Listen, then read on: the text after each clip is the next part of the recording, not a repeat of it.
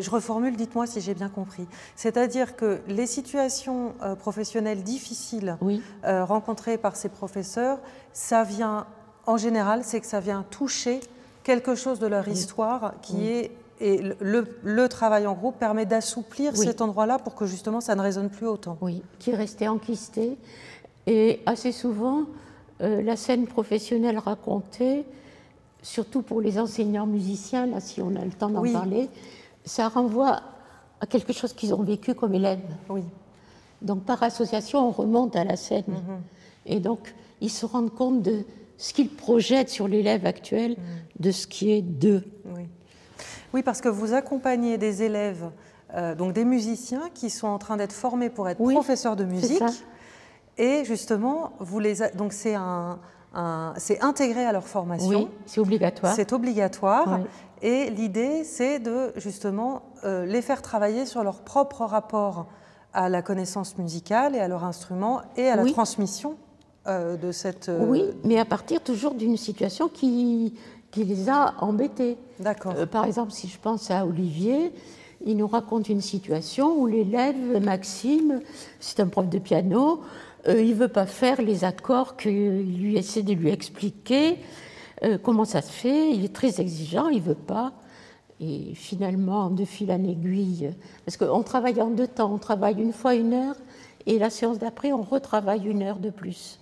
Parce qu'entre 2 séances, les choses évoluent. Et donc, cet étudiant, comment je l'ai appelé? Je vais me tromper avec le vrai prénom. J'ai peur de dire une bêtise. Olivier, je crois. Olivier, il se rend compte progressivement avec les questions du groupe, avec les associations, comment il est exigeant avec cet élève qui n'en est pas là. Ça n'est pas du tout son désir d'apprendre ça. Et il lui faut un certain temps pour comprendre que lui, dans son rapport à la musique, ça a été une révélation, la question de l'harmonie et de la théorie musicale, et qu'il veut, à toute force, faire entrer ça dans la tête de certains élèves qui n'en sont pas du tout là et qui n'ont pas le désir de ça.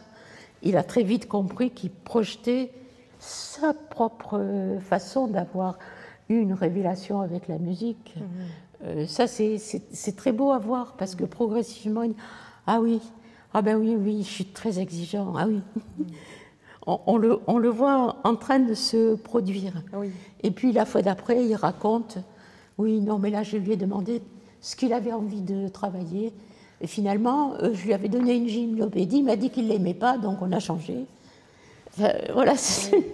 Oui, avec la spécificité du rapport à la musique, qui en général s'apprend très jeune, qui a en général aussi un projet familial ou porté par les parents, donc avec des enjeux inconscients énormes. Et le choix de l'instrument.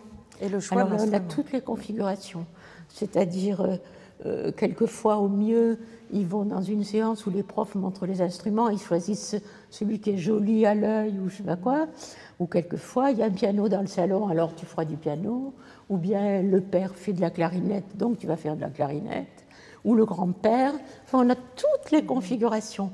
Donc c'est très très intéressant de remonter pour voir les débuts avec la musique. Et puis tous les profs qu'ils ont eus. Alors là, c'est un effet loupe par rapport à l'enseignement, parce qu'ils ont en général des profs pendant des années, en individuel, et puis des professeurs de formation musicale, ce qu'on appelait le solfège autrefois. Qui sont des figures identificatoires très fortes dans leur histoire. Et justement, alors il y a cet Olivier qui nous dit « Mais moi, tous les profs que j'ai eus, je les ai trouvés médiocres. » Et on lui dit « Et au collège ? Au collège aussi, médiocre. » Non.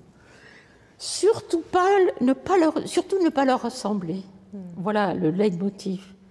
Et bien oui, mais c'est mal parti avec l'exigence qu'il est en train de projeter sur l'élève.